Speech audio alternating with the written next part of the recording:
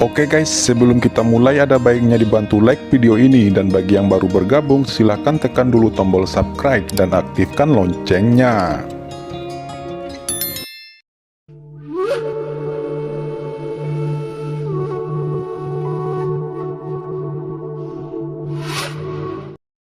Di kedalaman Departemen Prajurit, semburan roh tirani terus berkomunikasi. Kalau begitu, kita tidak usah ikut campur. Tetap awasi dan biarkan mereka bertarung. Pernahkah Anda melihat itu? Qin Chen ini juga sangat terukur. Meskipun dia menekan orang dan bahkan menyempurnakan aturan, dia tidak membunuh siapapun. Dia jelas cerdik. Karakter seperti itu, kita jangan sampai gegabah memusuhinya. Bagaimanapun, dia adalah putra suci dari divisi pemurnian. Jika kita orang tua dari divisi prajurit turun tangan, kita akan dibenci oleh orang lain. Ya, biarkan saja. Tapi aku tidak menyangka arogan seperti itu muncul dari divisi pemurnian kali ini, bahkan Murongtian bisa ditekannya. Tidak heran para tetua akan mengangkatnya sebagai murid utama. Pada saat ini, Qin Chen dan Murongtian telah sepenuhnya membagi kemenangan dan kekalahan. Murongtian berlutut di tanah dan ditekan oleh segel. Seluruh tubuhnya berlumuran darah dan terus berjuang keras, tetapi dia tidak bisa bangun. Murongtian sudah sangat marah sehingga wajahnya mengeluarkan asap, seolah akan meledak kapan saja. Di atas langit, keturunan Kaisar Barat, Fu Zixi, melihat pemandangan ini, dan wajahnya juga menunjukkan keterkejutan. Dia tidak pernah menyangka bahwa Qin Chen akan mengalahkan Murongtian seperti ini, hampir tanpa mengeluarkan sedikit usaha.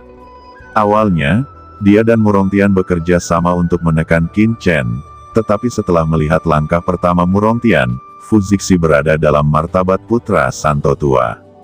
Dia tidak bergabung dengan Murongtian untuk berurusan dengan pendatang baru, dan melihat pemandangan yang tidak masuk akal. Pada saat ini muncul di hati Fu Zixi ingin pergi dari sini. Apakah Anda ingin pensiun? Ucap Qin Chen sepertinya merasakan kegelisahan Fu Zixi, dan tiba-tiba berbalik.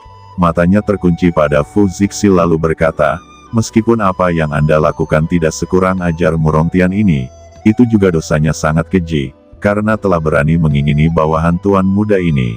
Jangan berpikir bahwa Anda tidak menyebabkan kesalahan besar. Segeralah berlutut. Selama Anda berlutut untuk mengakui kesalahan Anda kepada Qingling dan yang lainnya, maka kesalahan ini akan dihapuskan. Mendengar itu, ekspresi semua orang berubah. Anak ini berbicara begitu keras dan terlalu mendominasi. Dia bahkan menyuruh putra suci tua dari Departemen Prajurit berlutut dan mengakui kesalahannya. Fu Zixi berkata, Yang Mulia, saya tidak tahu bahwa ketiga orang ini adalah bawahan Anda. Betapa tersinggungnya Anda sebelumnya. Sungguh ini tidak disengaja. Saya hanya meminta Anda untuk memberikan wajah, dan melepaskan bawahan saya. Fu Zixi ini dapat menjamin bahwa di masa depan, orang-orang saya tidak akan mengganggu Anda lagi. Kata Fu Zixi dengan suara yang dalam. Qin Chen mencibir dan menatap Fu Zixi. Fu Zixi ini berpikir dia akan bisa lepas hanya dengan beberapa kata seperti ini. Setelah menyelamatkan muka, masalahnya selesai. Apakah ada hal yang baik seperti itu? Apa yang dia pikirkan tentang Qin Chen? Tatapan Qin Chen tiba-tiba menjadi dingin dan berkata, berlutut kataku, dan akui kesalahanmu. Mungkin tuan muda ini bisa melepaskan kesalahan masa lalu. Jika tidak, tuan muda ini akan melakukannya sendiri. Jika saya melakukannya, Anda tidak akan memiliki ruang untuk bermanuver. Ketika saatnya tiba, Anda akan terluka atau hukum Anda akan dihapuskan. Jangan salahkan anak buahku karena tidak simpatik. Semua orang terkejut dan tercengang. Setelah membuat Murongtian berlutut, dan menyebabkan masalah besar, itu masih belum cukup untuk menerimanya. Belum lagi Fu Zixi sudah mengakuinya, tapi sekarang, Qin Chen tetap memaksa Fu Zixi berlutut dan mengakui kesalahannya. Seberapa besar kesombongan ini? Wajah Fu Zixi cemberut, dan dia berkata dengan dingin, aku bisa berhenti mengganggu orang-orangmu, tapi terlalu berlebihan untuk memintaku berlutut. Jika Anda tetap melakukan ini, Ini artinya Anda telah menyinggung semua jenius Departemen Seni Bela Diri saya. Jawab Fu Zixi menatap Qin Chen. Qin Chen tersenyum dingin, melangkah keluar, dan tangan guntur besar tiba-tiba bergerak, bergemuruh, seperti cahaya guntur yang bergetar, berubah menjadi jaring guntur, dan menekannya dengan gila ke arah Fu Zixi. Yang mulia, saya adalah keturunan Kaisar Barat kuno, anggota keluarga Fu dari Guanghan Mansion. Anda dapat menghina saya, tetapi Anda tidak dapat menghina darah keluarga saya. Anda dapat membunuh saya, tetapi jika Anda ingin saya berlutut, itu sama sekali tidak bisa saya tolerir. Aku lebih baik mati daripada menyerah. Fu Zixi meraung, dan di belakangnya, sosok yang menjulang tinggi tiba-tiba muncul, seperti seorang kaisar dunia. Ini adalah bayangan Kaisar Barat kuno. Fu Zixi menunjukkan keahliannya yang unik dari Kaisar Barat. Kekuatan bayangan raksasa itu kemudian menggunakan jari untuk menerobos serangan Qin Chen. Qin Chen berkata, dasar iblis jahat yang merampok murid perempuan dan mengaku memiliki darah kaisar. Jika Anda benar-benar keturunan Kaisar Barat kuno, maka darah Kaisar Barat akan terkontaminasi oleh Anda. Tuan muda ini akan membersihkan wajah Kaisar Barat yang telah kamu kotori. Tangan Qin Chen terbuka lebar, dan cahaya guntur yang tak terbatas meledak, menutupi langit, dan menutupi Fu Zixi.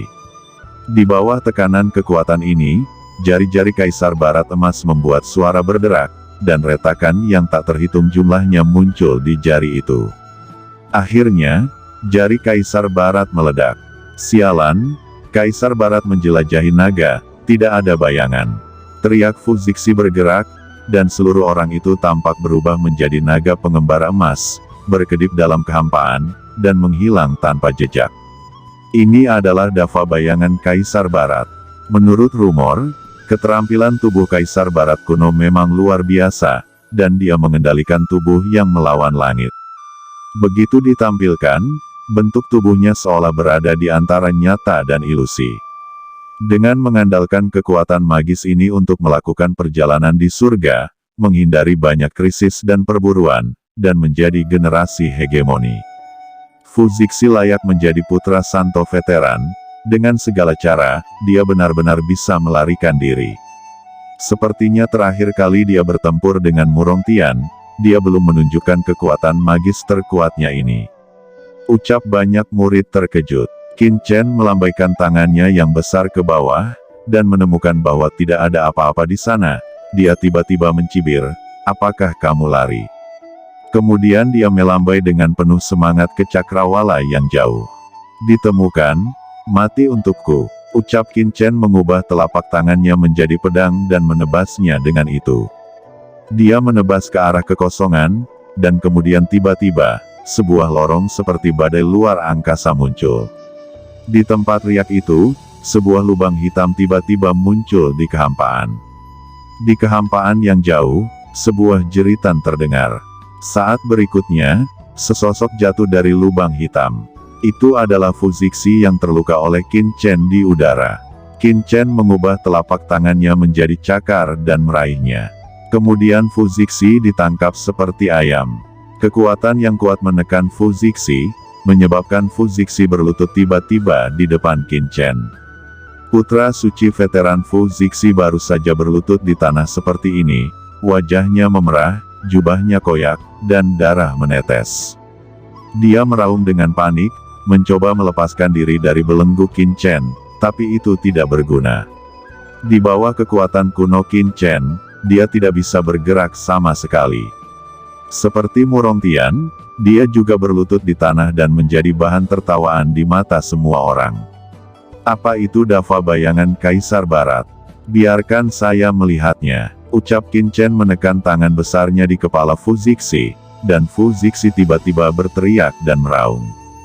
Di tubuhnya, serangkaian hukum dan aura melonjak, dan kekuatan garis keturunan berubah menjadi kekuatan hukum asli, yang beredar liar. Ketakutan muncul dari lubuk hati Fu Zixi.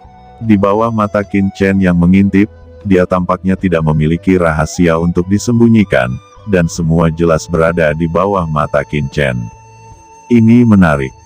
Ini adalah kombinasi dari makna mendalam dari kekosongan dan makna mendalam dari bayangan. Kedua kekuatan hukum bergabung untuk menghasilkan efek virtual. Gumam Qin Chen, dan tubuhnya mulai menjadi kabur, samar-samar, seolah-olah antara kenyataan dan ilusi, dan itu sangat mirip dengan teknik Dava bayangan Kaisar Barat yang digunakan Fu Zixi sebelumnya, bahkan lebih dalam dan lebih kuat. Di kedalaman Departemen Prajurit, banyak tetua top berseru, metode seperti itu tidak pernah terdengar. Bagaimana Qin Chen bisa memahaminya secara sekilas? Setelah menyimpulkan Dava bayangan Kaisar Barat, Qin Chen melepaskan tangannya dan berkata sambil mencibir, "Kalian berdua, akui saja kesalahan kalian di sini. Ketika Anda mengakuinya, maka Anda bisa pergi." Ucap Qin Chen ingin kedua orang suci yang hebat ini berlutut di sini. Apa asal-usul orang ini? Itu benar-benar membuat kedua putra suci hebat itu berlutut. Dengan kekuatan seperti itu, dia pastilah sosok kelas tertinggi dalam Tiangong. Kalau begitu, tidak buruk untuk dapat mencari muka pada kakak senior Cimei, atau Ao Qingling, Qin Tingting, dan lainnya. Anak ini pasti memiliki latar belakang yang besar. Bisik banyak murid divisi prajurit. Qin Chen membuat prestise dan benar-benar menegaskan citra tak terkalahkan di benak banyak murid. Tidak ada yang berani memprovokasi dia lagi, dan bahkan banyak murid dari Departemen Seni Bela Diri ingin menjilatnya, mendapatkan suaka, dan menjadi pengikutnya. Qin Chen berkata, "Cimei, kamu tetap tinggal di sini untukku. Saya akan kembali ke rumah gua untuk memahami misterinya. Adapun Lin An, kamu bisa pergi sekarang. Terima kasih telah memimpin jalan." Ucap Qin Chen memberi perintah pada Cimei dan Lin An, lalu berbalik dan membawa ketiga Ao Qingling kembali ke gua. Lin An berkata, "Senior, terima kasih, merupakan suatu kehormatan bagi murid ini untuk dapat melayani senior." Kulit kepala Lin An mati rasa karena kegembiraan, dan dia buru-buru membungkuk untuk memberi hormat.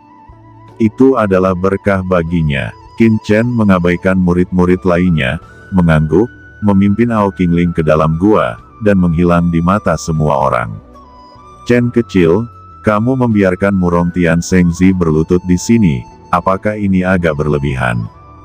Bagaimanapun, ini adalah Departemen Prajurit. Jika para penatua mengetahuinya, Anda mungkin berada dalam masalah besar, dan pasti akan ada seorang penatua untuk maju dan menyelamatkan mereka. Pada saat itu, Anda akan memprovokasi beberapa musuh besar, dan seluruh Departemen Prajurit." Begitu Ao Qingling dan ketiganya memasuki gua, mereka khawatir dan berkata pada Qin Chen. Qin Chen tersenyum dingin dan berkata, "Kamu pikir para tetua ini tidak tahu apa yang dilakukan Murong Tian dan yang lainnya? Saya berdiri di sini hari ini untuk memberi mereka sinyal. Biarkan mereka berlutut di sini, saya juga ingin melihat siapa yang ada di belakang Murong Tian. Saya tidak punya waktu dengan mereka. Saya hanya mengambil kesempatan ini untuk membuat Murong Tian berlutut di sini. Dan saya tidak percaya orang-orang di belakangnya tidak akan muncul.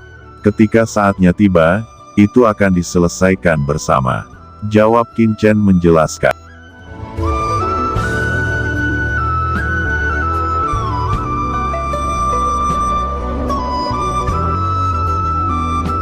Oke teman-teman, terima kasih sudah menonton. Jangan lupa like,